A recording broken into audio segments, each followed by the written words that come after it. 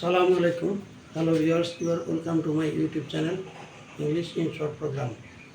আজকে আমরা টেন্স নিয়ে কথা বলবো। About tenses. আমরা জানি টেন্স হলো কোনো কাজ সংঘটিত হওয়ার সময়।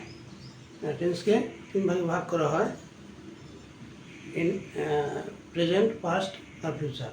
প্রত্যেকটা টেন্সকে আবার চার ভাগ করা হয়, indefinite, continuous, perfect, perfect continuous. আমরা প্রেজেন্ট ইনডিফিনিট টেন্স সম্পর্কে বলবো। প্রেজেন্ট ইনডিফিনিট টেন্স, এই টেন্স দিয়ে বর্তমান সময়ে কোনো কাজ করা বোঝায় এবং কাজটি সাধারণভাবে হবে বোঝায়।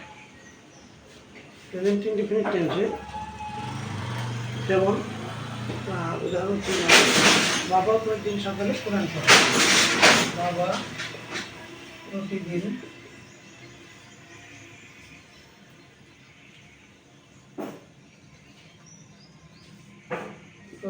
সকালে কোরআন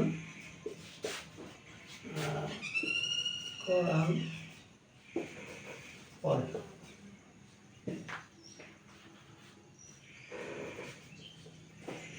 কোরআন পড়ে।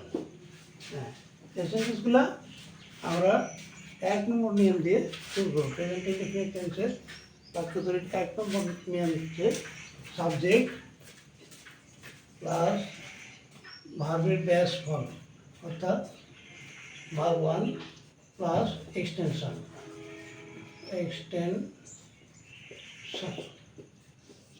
এখন এখানে বাবা প্রতিদিন সকালে কোরআন পড়েন, কে পড়েন? কে দিয়ে প্রশ্ন করলে যে উত্তর পাওয়া যায় সেটা হলো সাবজেক্ট। তাহলে আমরা বাবা পাই। ফাদার পরে তোমার ব্যাস ফর্ম ভাবে রিড, আর ইএডি রিড। বাবা third person singular number, father third person singular number, কিন্তু এখানে ভাবের সঙ্গে এর যোগ করতে হবে। Father reads the Quran every morning. Every morning, father reads the Quran every morning. বাবা প্রতিদিন সকালে কোরআন পড়ে। এমনিভাবে যদি বলা হয় যে আমি তাকে বিশ্বাস করি, আমি তাকে বিশ্বাস করি, আমি তাকে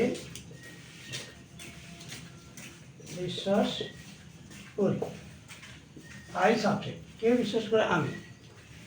আই সাবজেক্ট, তারপরে হলো principal verb trust, TRUST, trust.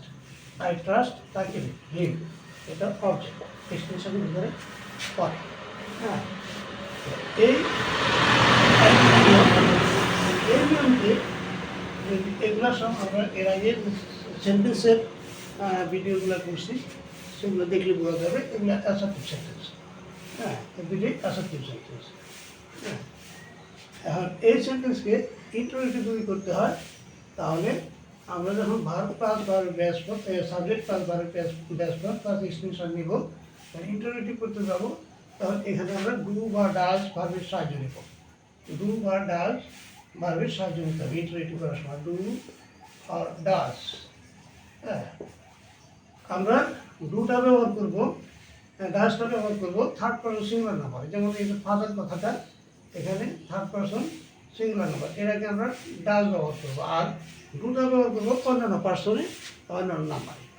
এখন বাবা প্রতিদিন সকালে কোরআন পড়েন, এটাকে যদি আমরা ইন্টারোগেটিভ করি, তাহলে আমরা ডাজ কথাটা নেব। Does, does father, does father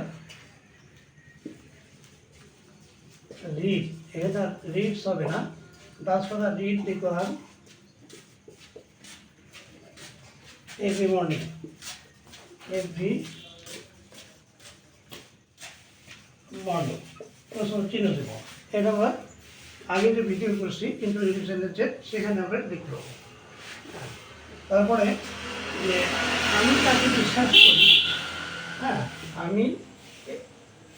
আমি তাকে বিশ্বাস করি।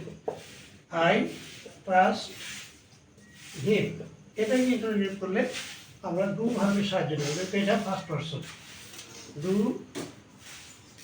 আই ট্রাস্ট হিম, আমি কি তাকে বিশ্বাস করি। এমনিভাবে আমরা প্রেজেন্ট ইনডিফিনিট টেন্সে আজকে দুটো সেন্টেন্স, অ্যাসার্টিভ সেন্টেন্স আর ইন্টারোগেটিভ সেন্টেন্স সম্পর্কে আলোচনা করলাম। অ্যাসার্টিভ সেন্টেন্স বাবা প্রতিদিন সকালে গ্রহণ করে, প্রেজেন্ট ইনডিফিনিট টেন্স। যে সাবজেক্ট বা ভার্বের press form, subject third person singular নাম্বারের জন্য এস যোগ করা আছে। Father reads the Quran every morning. এখন আমি যদি প্রশ্ন করি যে বাবা কি প্রতিদিন সকালে কোরআন করেন, does father read the Quran every morning. এখানে যেহেতু ডু বা ডাজ দুটা অক্সিলারি ভাবে সাহায্য নিতে হবে। হ্যাঁ, এখন ফাদার যেহেতু থার্ড পারসন সিঙ্গুলার নাম্বার, যার জন্য এর আগে আমরা ডাজ ভাবে ব্যবহার নিয়েছি। Does father read the Quran every morning. আমি তাকে বিশ্বাস করি, আই ট্রাস্ট হিম। হ্যাঁ, subject verb base form plus object এখানে এক্সটেনশনের ভিতরে। হ্যাঁ, আমি কি তাকে বিশ্বাস করি যদি প্রশ্ন করি, তাহলে যে এখানে ডু ভার্বের সাহায্য নিতে হবে, কারণ আইটা হলো ফার্স্ট পারসন। হ্যাঁ, একমাত্র থার্ড পারসন সিঙ্গুলার নাম্বারে ডাজ নিতে হবে, অন্যান্য সকল ক্ষেত্রে ডু নিতে হবে। ডু আই ট্রাস্ট হিম, আমি কি তাকে বিশ্বাস করি। আজ এই পর্যন্তই, পরবর্তী সময় আবার নতুন ভিডিও নিয়ে দেখা হবে। আসসালামু আলাইকুম।